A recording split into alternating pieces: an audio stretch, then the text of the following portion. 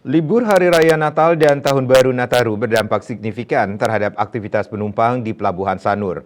Bahkan kenaikan jumlah penumpang di pelabuhan baru ini telah terjadi sejak 23 Desember lalu. Diprediksi peningkatan jumlah penumpang di pelabuhan ini akan terjadi hingga memasuki Januari 2024. Kepala KSOP Wilayah Kerja Sanur Iketut Wironata menyebut jumlah penumpang pada hari biasa mencapai 4.000 orang. Namun menjelang libur Nataru jumlah penumpang mencapai 7.000 orang.